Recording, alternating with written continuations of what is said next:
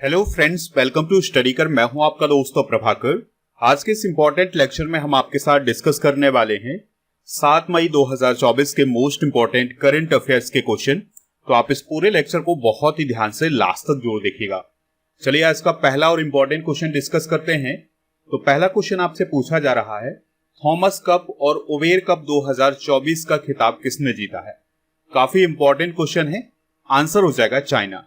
तो चाइना के द्वारा थॉमस कप और ओवेर कप 2024 का खिताब जीता गया है। आपको याद रखना है कि थॉमस कप और ओवेर कप 2024 का आयोजन 27 अप्रैल से 5 मई 2024 तक चेंगडू चाइना में किया गया है। यानी कि चाइना में ही इसका आयोजन हुआ था और दोनों कप को चाइना ने ही जीता है। आपको याद रखना है कि थॉमस कप का 33वां संस्करण इस बार आयोजित किया गया है और ओवेर कप का 30वां संस्करण आयोजित किया गया है। अब आपको समझना है ये थॉमस कप क्या है और ये ओवेर कप क्या है। तो जो थॉमस कप है ये पुरुषों के बैडमिंटन से रिलेटेड होता है और जो ओवेर कप होता है ये महिलाओं के बैडमिंटन से रिलेटेड होता है। ठीक है, तो इसमें आपको कंफ्यूज नहीं होना है। अगर हम थॉमस कप 2024 की बात करें तो उसमें चाइना ने गोल्ड मेडल जीता है, इंडोनेशिया ने सिल्वर मेडल जीता है, इसके अलावा मलेशिया और चीनी ताइपे ने ब्रॉन्ज मेडल हासिल किया है।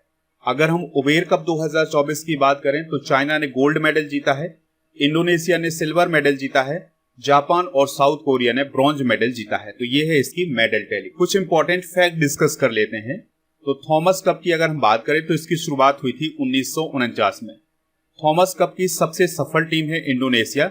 इंडोनेशिया ने 14 बार थॉमस कप का खिताब अपने नाम किया है। भारत की टीम ने 2022 में पहली बार थॉमस कप का खिताब जीता था। ये काफी इंपॉर्टेंट पॉइंट हो जाएगा एग्जाम की दृष्टि से। थॉमस कप 2026 का आयोजन डेनमार्क में किया जाएगा। दोस्तों ये तो बात हुई थॉमस कप की। ओवेर कप की शुरुआत कब हुई थी? 1957 में। ओवेर कप की सबसे सफल टीम है चाइना।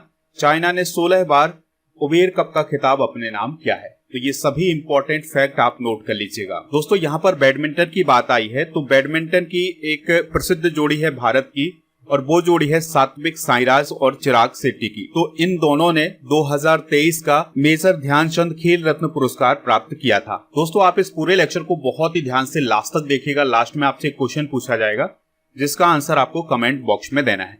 अगर आप चैनल पर पहली बार आए हैं तो सब्सक्राइब कर लें, बेल आइकन भी दबा लें जिससे आपको समय पर और सबसे पहले नोटिफिकेशन मिल सकेगा। आप हमारे व्हाट्सएप चैनल को ज्वाइन कर सकते हैं, उसका लिंक डिस्क्रिप्शन बॉक्स में दिया गया है। इसके अलावा आप हमारा टेलीग्राम चैनल भी ज्वाइन कर लीजिएगा। टेलीग्राम पर जाना है, स्टडी कर ऑफिशियल सर्च करना है तो वहां पर आपको हमारा चैनल मिल जाएगा। इससे आपको ऐड हो जाना है तो आपको पीडीएफ और जो भी और इम्पोर्टेंट नोटिफिकेशन है वो आपको यहाँ पर मिल जाएंगे। इसके अलावा दोस्तों आप हमारे ऐप को भी डाउनलोड कर सकते हैं। ऐप का लिंक डिस्क्रिप्शन बॉक्स में दिया गया है। ऐप पर आपको paid course, e book, test series, PDF, daily quiz ये सभी मिल जाएगा। इसके अलावा मंथली करंट अफेयर्स की ई बुक को लॉन्च कर दिया गया है। यानी अप्रैल 2024 की जो ई बुक है हिंदी और इंग्लिश दोनों मीडियम में लॉन्च कर दी गई है। तो इसको आप ऐप से प्राप्त कर सकते हैं। इसके अलावा ईयरली करंट अफेयर्स की ई बुक भी आप ऐप से प्राप्त कर सकते हैं। दोस्तों 6th मंथ की जो करंट अफेयर्स की ई बुक है वो भी बहुत ही जल्द आने वाली है। तो वो भी आपके एग्जाम की दृष्टि से काफी इंपॉर्टेंट होगी। तो इसको आप ऐप से प्राप्त कर लीजिएगा। अगला क्वेश्चन आपसे पूछा जा रहा है, काफी इंपॉर्टेंट क्वेश्चन है। भारतीय मूल की कौन सी अंतरिक्ष यात्री तीसरी बार अंतरिक्ष की यात्रा करने जा रही हैं? आंसर हो जाएगा सुनीता विलियम्स। तो भारतीय मूल की अंतरिक्ष यात्री है सुनीता विलियम्स। तो वो तीसरी बार अंतरिक्ष में जा रही हैं। अब सवाल आता है कि जो तीसरी बार वो अंतरिक्ष में जा रही हैं तो वो किस मिशन के तहत अंतरिक्ष में जा रही हैं? तो उस मिशन का नाम है स्टार लाइनर मिशन, जो कि नासा का एक मिशन है। उनके साथ एक और अंतरिक्ष यात्री जा रहे हैं, उनका नाम है बैरी यूजेन वुच विलमोर। तो ये भी उनके साथ होंगे। यानी कि जो स्टार लाइनर मिशन है इसके तहत 2 अंतरिक्ष यात्री जा रहे हैं अंतरराष्ट्रीय स्पेस स्टेशन पर। यानी इंटरनेशनल स्पेस स्टेशन पर 2 अंतरिक्ष यात्री जा रहे हैं। उनमें से एक कौन है? सुनीता विलियम्स। दोस्तों अगला क्वेश्चन आपके लिए बनता है कि ये जो अंतरिक्ष यान भेजा जाना है जिसमें सुनीता विलियम्स भी जाने वाली हैं, तो ये कब लॉन्च किया जाएगा? तो ये भारतीय समय अनुसार लॉन्च किया जाएगा 7 मई 2024 को सुबह 8:34 पर। यानी शायद आप जब करंट अफेयर्स पढ़ रहे हो, देख रहे हो या नोट्स बना रहे हो तो उस समय इस अंतरिक्ष यान को लॉन्च किया जाएगा और इसको नासा के कैनेडी स्पेस सेंटर से लॉन्च किया जाएगा। दोस्तों सुनीता विलियम्स इससे पहले 2006 और 2012 में भी अंतरिक्ष की यात्रा कर चुकी हैं। नासा के आंकड़ों के अनुसार उन्होंने अंतरिक्ष में कुल 322 दिन बिताए हैं। तो ये पॉइंट आप नोट कर सकते हैं। चलिए दोस्तों सुनीता विलियम्स के बारे में कुछ और बेसिक जानकारी डिस्कस कर लेते हैं। तो नासा के माध्यम से अंतरिक्ष जाने वाली भारतीय मूल की दूसरी महिला है कौन? सुनीता विलियम्स। और पहली महिला कौन थी? कल्पना चावला। अब आपको कमेंट बॉक्स में यह बताना है कि भारत के पहले अंतरिक्ष यात्री कौन थे। तो इसका आंसर आप कमेंट बॉक्स में जरूर बताइएगा। और सुनीता विलियम्स भारत के गुजरात राज्य के अहमदाबाद से ताल्लुक रखती हैं, यानी उनका संबंध अहमदाबाद से है। उनके पिता दीपक पांड्या अमेरिका में एक डॉक्टर हैं और उनका जन्म हुआ था 19 सितंबर 1965 को और उनका जन्म अमेरिका में हुआ था।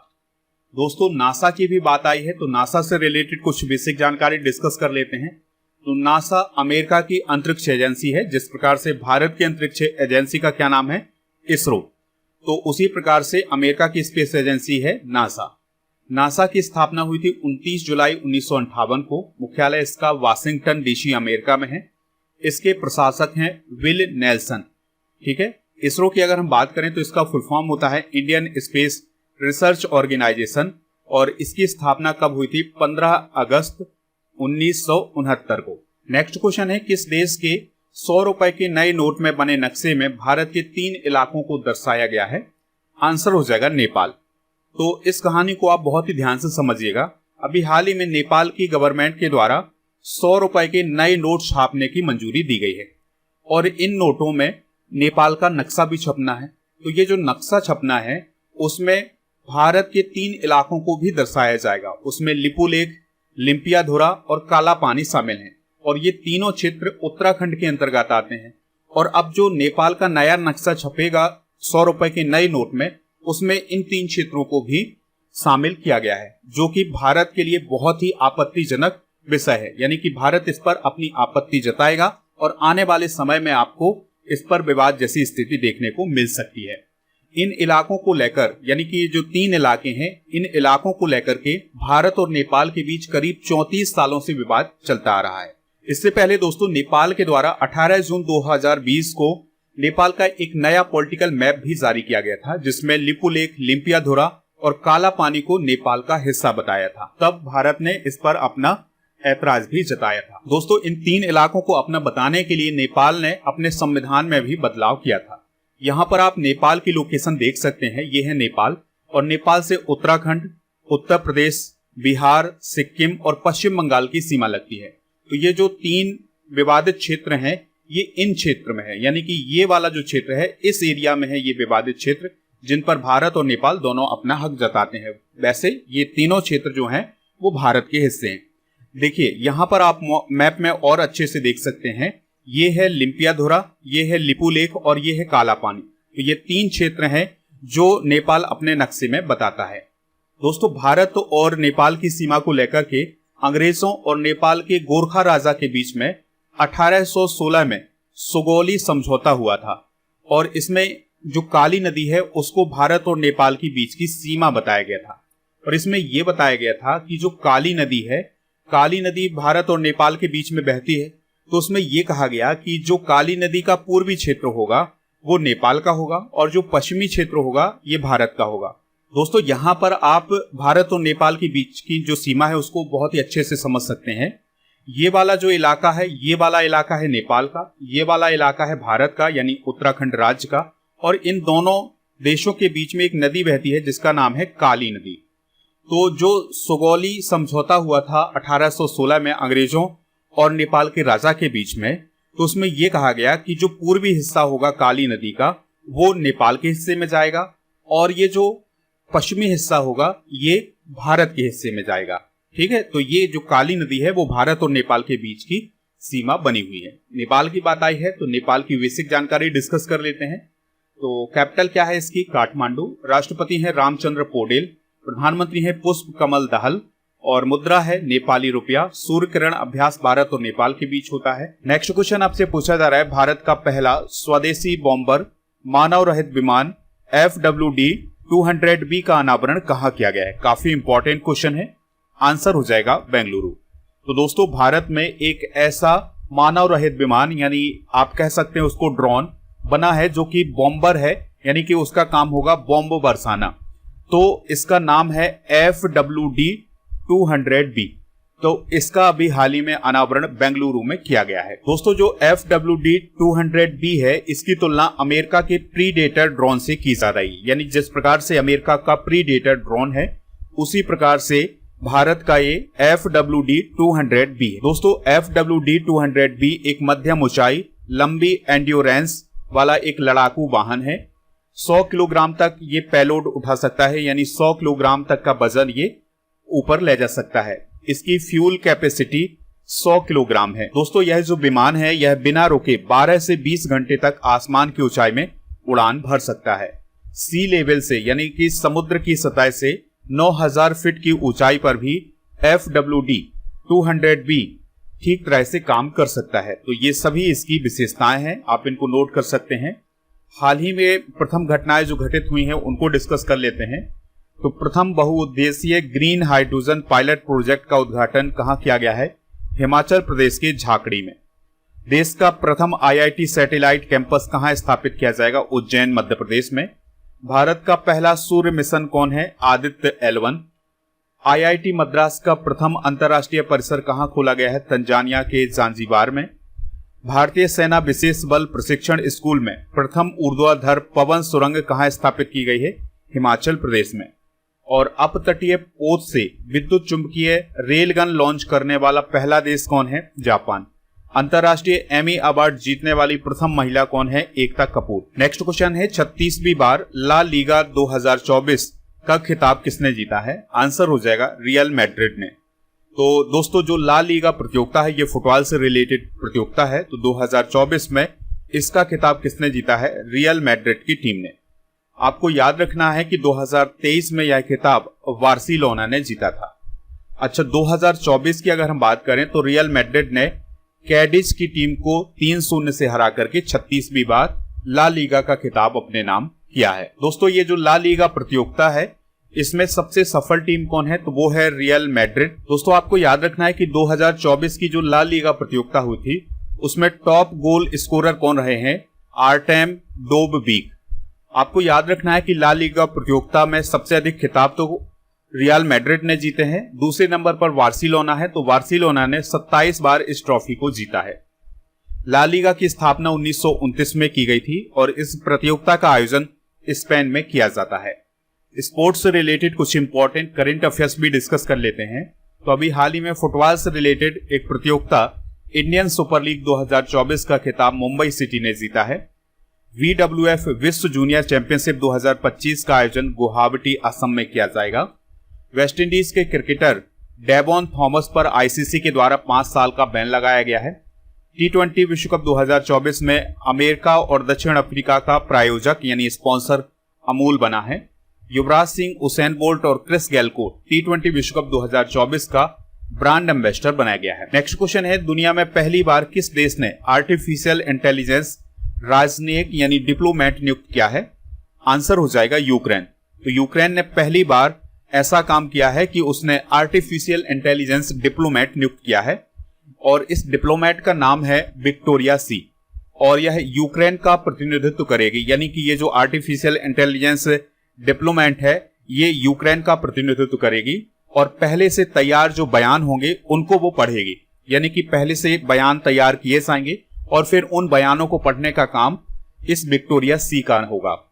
और दोस्तों विक्टोरिया सी के द्वारा जो बयान पढ़े जाएंगे उनके लिए एक QR कोड भी होगा, जिससे उस बयान की ऑफिशियल वेबसाइट तक पहुंचा जा सकता है। दोस्तों आर्टिफिशियल इंटेलिजेंस का मतलब क्या होता है? तो ऐसी मशीन जो बुद्धिमान हो, यानी उसमें बुद्धि हो, खुद से डेटा का एनालिसिस कर सके, बात कर सके, भाषाएं बोल सके और समझ सके, तो ऐसी मशीन को हम आर्टिफिशियल इंटेलिजेंस बोलते हैं। दोस्तों इसके कुछ उदाहरण हैं जो आप जानते होंगे, जैसे ओपन AI का चैट GPT है और गूगल का बार्ड है। तो ये सभी आर्टिफिशियल इंटेलिजेंस के उदाहरण। यूक्रेन के बारे में अगर हम बात करें तो यह पूर्वी यूरोप का एक देश है। यहाँ पर आप यूक्रेन का मैप देख सकते हैं। यह रूस के बाद दूसरा सबसे बड़ा यूरोपीय देश है। इसकी सीमा बेलारूस, पोलैंड, स्लोवाकिया, हंगरी, दक्षिण पश्चिम में रोमानिया से लगती है और मोल्दोवा से लगती है। तो ये सभी पॉइंट आप नोट कर सकते हैं। दोस्तों, यूक्रेन की राजधानी कीव है, करेंसी है यूक्रेनी रिवनिया, राष्ट्रपति हैं वोलोदिमिर जेलेंस्की। दोस्तों, फरवरी 2024 में रूस और यूक्रेन की जंग के 2 साल पूरे हो गए हैं, यानी 2 साल से रूस और यूक्रेन के बीच में जंग चल रही है। कुछ इंपॉर्टेंट करंट अफेयर्स डिस्कस कर लेते हैं। तो गूगल डीप माइंड के द्वारा artificial intelligence gaming agent SIMA अभी हाल ही में लॉन्च किया गया है। AI super computer Stargate Microsoft और ओपन एआई के द्वारा डेवलप किया जाएगा। दुनिया का पहला artificial intelligence software engineer Devin Cognition company के द्वारा लॉन्च किया गया है। दुनिया की पहली आर्टिफिशियल इंटेलिजेंस सीईओ का नाम है मिका। अगला क्वेश्चन आपसे पूछा जा रहा है, भारत का पहला खगोल पर्यटन अभियान नक्षत्र सभा किस राज्य के पर्यटन विभाग के द्वारा शुरू किया गया है? आंसर हो जाएगा उत्तराखंड। तो उत्तराखंड के पर्यटन विभाग और एक कंपनी है जिसका नाम है स्टार स्केप्स, तो इसके बीच में अभी हाल ही में खगोल पर्यटन अभियान को लेकर के समझौता हुआ है। दोस्तों, यह एक ऐसा अभियान होगा जिसमें तारों का अवलोकन किया जाएगा। दोस्तों, इस अभियान के तहत उत्तराखंड में कई ऐसे स्पॉट देखे जाएंगे, उनकी खोज की जाएगी जहां पर रात में तारों का अवलोकन किया जा सके, यानी कि लोग वहां पर रुकें और जो खगोलीय घटनाएं होती हैं उनका ऑब्जर्वेशन कर सकें। तो ऐसे स्पॉट भी खोजे जाएंगे इस अभियान के तहत। दोस्तों, बात आई है उत्तराखंड की, तो उत्तराखंड से रिलेटेड कुछ इंपॉर्टेंट करंट अफेयर्स डिस्कस कर लेते हैं। तो हिमालयन बास्केट पहल की शुरुआत उत्तराखंड में की गई है। भारत की पहली हेलीकॉप्टर आपातकालीन सेवा उत्तराखंड में शुरू की गई है। समान नागरिक संहिता विधेयक उत्तराखंड की विधानसभा में पारित किया गया है। अल्मोड़ा लाखौरी मिर्च, बुरांस शरबत, रामगढ़ आडू उत्तराखंड से संबंधित हैं, जिन्हें अभी हाल ही में जीआई टैग प्रदान किया गया है। नशे के खिलाफ धामी अभियान उत्तराखंड में शुरू किया गया है। उत्तराखंड की पहली महिला मुख्य सचिव कौन बनी है? राधा रतूड़ी। तो ये सभी पॉइंट आप नोट कर सकते हैं। हाल ही में स्कूल ऑन व्हील्स परियोजना का उद्घाटन किस राज्य में किया गया है?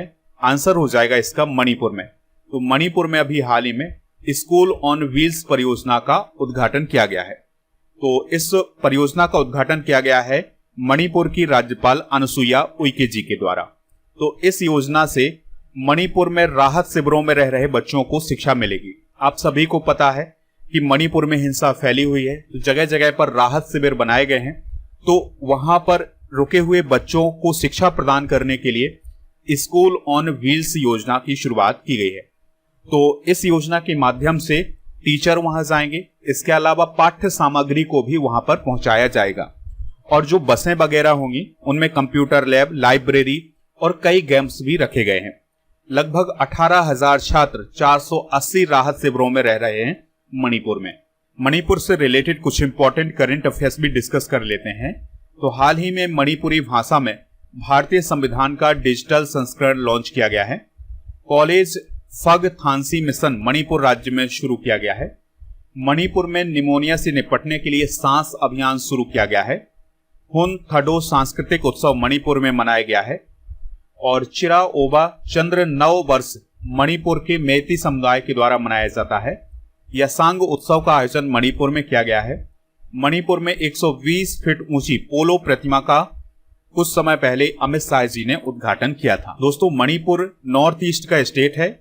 यहां पर आप मणिपुर की लोकेशन देख सकते हैं। इसकी सीमा म्यांमार से लगती है, इसके अलावा नागालैंड, असम और मिजोरम से लगती है। और राज्यपाल कौन है? अनुसुईया उइके। और मुख्यमंत्री हैं एन बीरेन सिंह। और मणिपुर की स्थापना 21 फरवरी 1972 को की गई थी। मणिपुर राज्य में एक प्रसिद्ध झील है जिसका नाम है लोकटक झील। यह मणिपुर के बिष्णुपुर जिले में स्थित है और यह विश्व की एकमात्र झील है जो तैरती झील के नाम से प्रसिद्ध है। अगला क्वेश्चन है, विश्व एथलेटिक्स दिवस कब मनाया जाता है? तो हर साल 7 मई को विश्व एथलेटिक्स दिवस मनाया जाता है। तो दोस्तों, इस दिवस को मनाने का उद्देश्य है लोगों को एथलेटिक्स और खेल के महत्व के बारे में जागरूकता बढ़ाना। साल 1996 में अंतरराष्ट्रीय एमेच्योर एथलेटिक महासंघ के द्वारा इस दिवस की शुरुआत की गई थी। दोस्तों, विश्व में एथलेटिक्स की सबसे बड़ी संस्था है वर्ल्ड एथलेटिक्स, जिसकी स्थापना 1912 में की गई थी और इसका मुख्यालय है मोनाको में।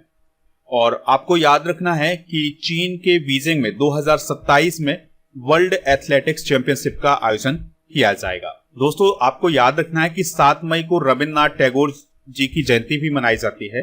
तो रविन्द्रनाथ टैगोर जी का जन्म हुआ था 7 मई 1861 को और इनका जन्म हुआ था कोलकाता में।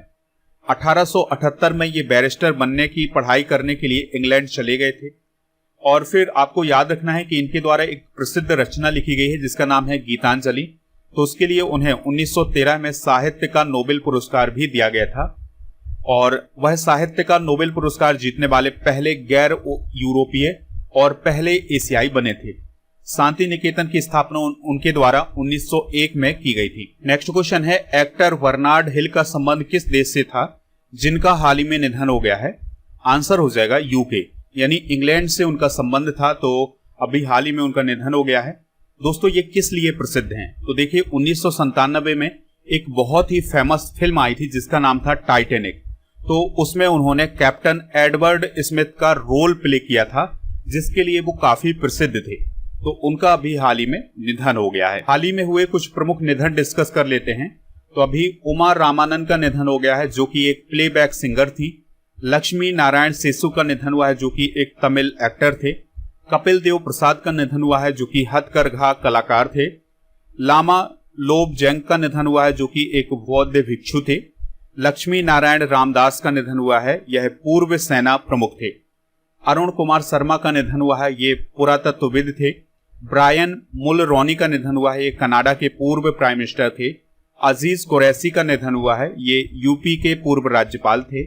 अमीन सयानी का निधन हुआ है, ये एक रेडियो प्रस्तोता थे। और सेबेस्टियन पिनेरा का निधन हुआ है जो कि चिली के पूर्व राष्ट्रपति थे। दोस्तों अब हम कल के करंट अफेयर्स को एक बार रिवाइज करेंगे, फिर इसके बाद जनरल नॉलेज के पिटारे को डिस्कस करेंगे। लास्ट में पूछेंगे आपसे एक क्वेश्चन जिसका आंसर आपको कमेंट बॉक्स में देना है। तो कल का पहला क्वेश्चन था, इंडियन सुपर लीग 2023-24 का खिताब किसने जीता है? मुंबई सिटी ने। हाल ही में यूनिसेफ ने भारत के लिए नेशनल एम्बेसडर किसे नियुक्त किया है? करीना कपूर। लोकसभा चुनाव को देखने के लिए कितने देशों के प्रतिनिधि भारत पहुंचे हैं? 23। टाइम्स 100 हेल्थ लिस्ट में भारत या भारतीय मूल के कितने लोगों को शामिल किया गया है? इस क्वेश्चन का जो राइट आंसर हो जाएगा वो हो जाएगा 5। नेशनल एंटी डोपिंग एजेंसी यानी नाडा ने किस पहलवान को निलंबित कर दिया है? बजरंग पुनिया को। जॉन स्वाइनी किस देश के प्रथम मंत्री बने हैं? स्कॉटलैंड के। CAG गिरीश चंद्र मुर्मू और किस देश के महालेखा परीक्षक ने ऑडिटिंग सहयोग के लिए MOU पर हस्ताक्षर किए हैं? नेपाल। यूनेस्को गिलर्मो कैनो पुरस्कार 2024 किसे प्रदान किया गया है? फिलिस्तीनी पत्रकारों को। भारतीय महिला हॉकी टीम की कप्तान कौन बनी है? सलीमा टेटे। आपको याद रखना है कि पेटीएम के अध्यक्ष और CEO कौन थे जिन्होंने अपने पद से इस्तीफा दे दिया है? भावेश गुप्ता। तो ये थे कल के करंट अफेयर्स के क्वेश्चन। दोस्तों आज के जनरल नॉलेज के पिटारे में हम भारत की जनजातियों के पार्ट 2 को डिस्कस करेंगे। कल हमने इसका पार्ट 1 डिस्कस किया था। तो ओडिशा में कोंड, गोंड और कोल्हा जनजाति पाई जाती है। राजस्थान में मीणा, भील और ग्रासिया जनजाति पाई जाती है। गुजरात में भील, डोडिया और दुबला जनजाति। मणिपुर में तदोउ और टांगखुल जनजाति पाई जाती है। असम में बोरो, मिरी और राभा जनजाति। सिक्किम में भूटिया, लिंबू और लेप्चा जनजाति। नागालैंड में नागा, ओ, सैमा और लोथा जनजाति पाई जाती है। मिजोरम में लुसाई और चकमा जनजाति। दमन और द्वीप में दुबला या हलपति जनजाति पाई जाती है। और मेघालय में गारो, खासी और जयंतिया जनजाति पाई जाती हैं। तो ये सभी जनजातियां आप नोट कर लीजिएगा। दोस्तों कल के करंट अफेयर्स में आपसे क्वेश्चन पूछा गया था कि यूनिसेफ का मुख्यालय कहाँ है? आंसर हो जाएगा न्यूयॉर्क, अमेरिका। तो लगभग सभी लोगों ने इसका आंसर न्यूयॉर्क बताया हुआ है। आज का क्वेश्चन है आपके लिए काफी इंपॉर्टेंट क्वेश्चन है, रविन्द्रनाथ टैगोर को किस वर्ष नोबेल पुरस्कार मिला था? जो भी इसका राइट आंसर हो कमेंट बॉक्स में जरूर बताएं, हमें इंतजार रहेगा आपके आंसर का।